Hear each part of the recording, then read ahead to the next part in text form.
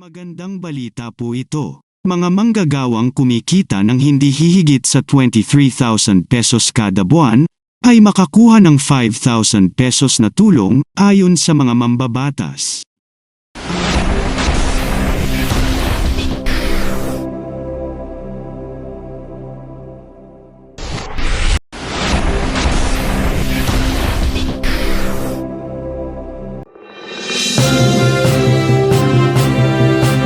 Magandang araw po sa lahat.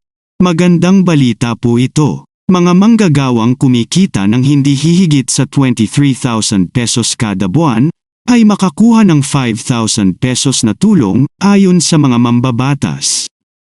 Ang mga manggagawang may buwanang sweldo na 23,000 pesos o mas mababa ay makakatanggap ng isang beses na tulong pinansyal na 5,000 pesos sa ilalim ng Ayuda sa Kapus sa Kita Program, AKAP, gaya ng inihayag ni Ako Bicol Party List Representative Eli Zoldico at House Speaker Ferdinand Martin Romualdez. Ibinunyag ang inisyatiba kasunod ng pag-aproba ng Bicameral Committee sa panukalang 2024 National Budget na kinabibilangan ng 60 billion pesos alokasyon para sa AKAP na naglalayong tulungan ang humigit kumulang 12 milyong kabahayan. Ipinaliwanag ni Eli Zoldico, tagapangulo ng House Committee on Appropriations, na ang AKAP ay naglalayong labanan ang inflation sa pamamagitan ng pagbibigay ng mga manggagawa sa halos mahihirap na paraan upang makabili ng mga produkto.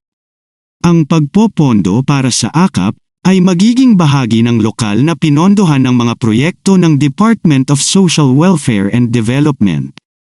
Binigyang diin ni House Speaker Romualdez ang kahalagahan ng proyekto na binanggit ang pagpapalawig nito sa kabila ng mga marginalized sector na sakop na ng Conditional Cash Transfer Program ng gobyerno. Binigyang diin din ni House Speaker Romualdez ang pagtutok ng 2024 budget sa paglaban sa inflation at pagsuporta sa mahihirap, pagpapalawak ng abot nito upang isama ang mga malapit sa mahihirap.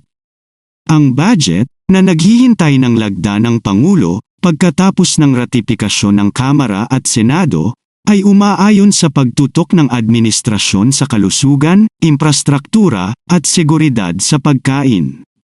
Bilang karagdagan sa mga regular na item sa budget, buong pagmamalaking binanggit ni Representative Ko ang 3 legacy projects na inaasahang matutupad sa pamamagitan ng budget sa ilalim ni Pangulong Ferdinand Marcos Jr. at Speaker Romualdez.